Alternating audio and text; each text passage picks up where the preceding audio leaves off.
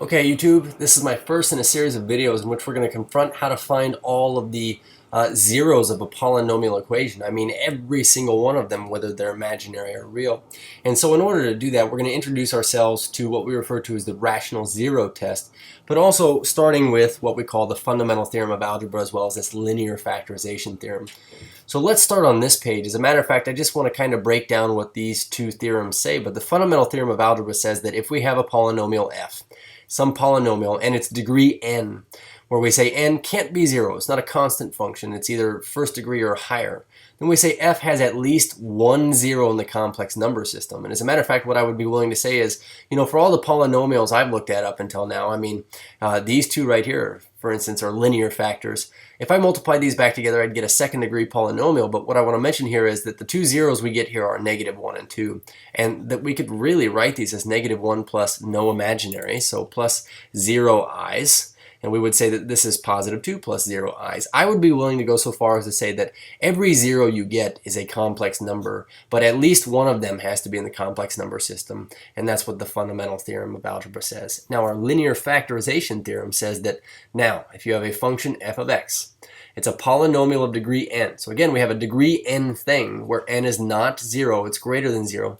Then we say f has precisely n linear factors. That is to say that if you have a fifth degree thing, you have to have 5 linear factors that it factors out into that can be multiplied together to get that fifth degree thing.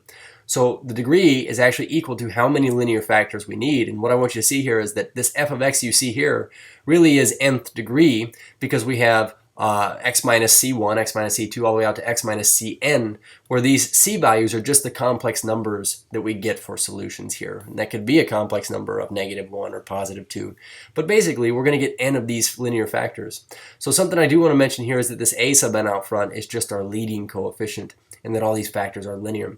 So that being said, that's going to help us when we try to find all of the zeros of a function. That being said, also, we have a third degree thing here. I know that I'm supposed to get 3 linear factors. I have to find 3. So if I were to say, let's go find the zeros of this polynomial. I mean, traditionally, here's what we do is we plug in 0 for our y value, and we say, look, can I go find the zeros of this function? And the first method that we always try to do is try to factor this. Now, I notice that if I try to factor this by grouping here, put a plus in here. After factoring out an x squared, I'm left with 2x plus 3. And after factoring out, well, a 1, or maybe a -1, I'm left with 8x minus 3. Those aren't the same things.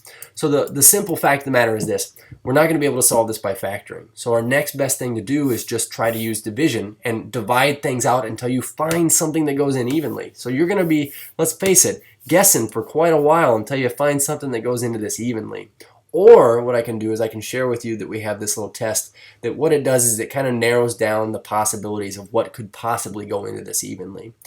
So let's read through this. It says if the polynomial f, which is a leading coefficient of a sub n and of degree n, and has a constant term of a sub 0, if this polynomial has all integer coefficients, that is, all the coefficients are not decimals, they are integers, whole number values, okay?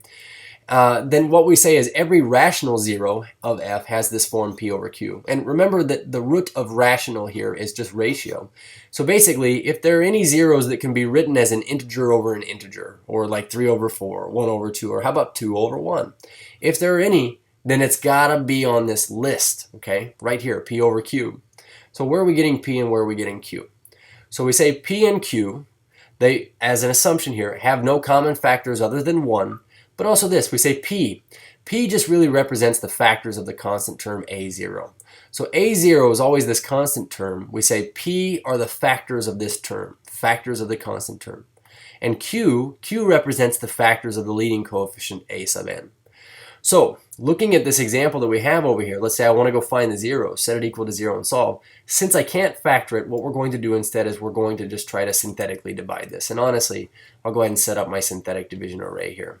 But this list thing on the left here basically says that if you want to know what things you have to guess from here, if there are any things that are possibly rational that go into this evenly, they have to be on this list p over q. So what you're going to see me right here is this, RR, and this stands for rational roots, rational zeros and rational roots, the same thing. And what we're going to do is we're going to make our set of rational roots. And we say that if it's in this set of numbers that could possibly go into this evenly, it's of the form P over Q. So we would say P over Q, where P represents the factors of the constant term. Looking at this, we have a constant term that has a value of 3. So if I said, well, what are the factors of 3? I would say 1 and 3. Now, before I go to the factors of this leading coefficient, I do want to point something out here. These could be positive or negative factors. So to make things simple, we're going to put plus or minus out in front of this and assume that these could all be positive or negative since they're factors of those numbers. So now we say, okay, well, what are the factors Q here, where Q is the factors of our leading coefficient? Well, 2 is our first prime number, so 1 and 2 are its only factors. So this right here, actually we've generated the entire list of anything that if it's going to go into this evenly and it's rational, if it's at all possible, it's got to be on this list. So what I want to do is I want to actually clean this list up a little bit, and I would always suggest you do this immediately following what we've written here, which is the factors of the constant over the factors of the leading coefficient.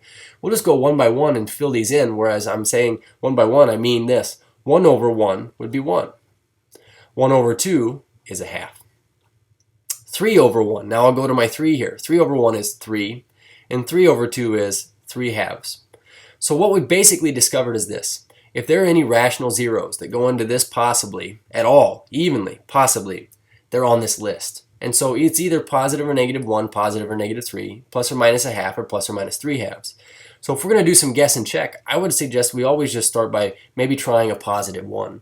So I'll put my 1 out here, and we'll see what we find out. So we get 1 times 2 is 2, plus 3 is 5, times 1 is 5, plus this negative 8 is a negative 3, and then I get 1 times negative 3 is a negative 3, and 0.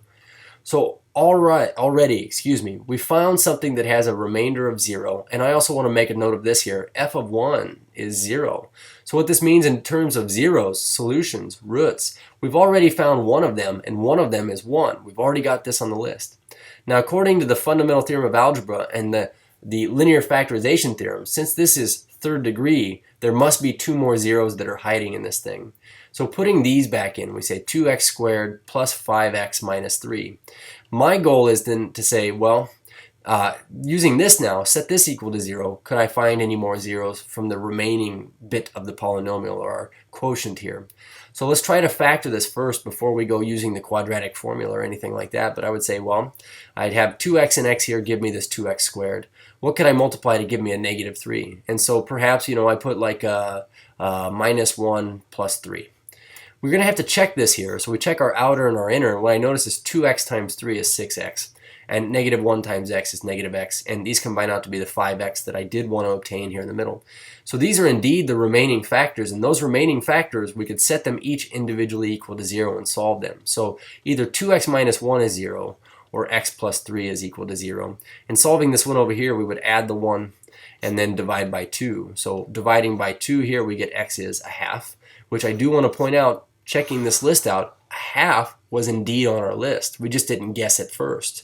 And then solving this over here, we get negative 3, which, by the way, also was on our list here if we're looking at these as negative factors as well. So you'll notice that if I list these out now, I say 1, 1/2, and negative 3. All of these were solutions of this graph, and we got exactly 3 in number. The last thing I want to mention, though, is that the original polynomial, if we were to rewrite this using the linear factorization theorem, we could say that really then our 3 linear factors for this third degree thing are x minus 1, x minus a half, and x plus 3. Okay. So last but not least, what I want everybody to recognize is I went into Desmos and I graphed this, and graphically we can see that it certainly does have these intercepts at negative 3, a half, and 1. So my only suggestion is, along with this rational roots test, which says, well, if anything's going to work, it's on this list. Start guessing of things off this list to put in until you get something that works evenly. Also go ahead and graph this, and we would have seen instantly, well, 1's going to work. So since 1's going to work, we should try 1 first because it's on the list and we've supported it with the graph. Cheers.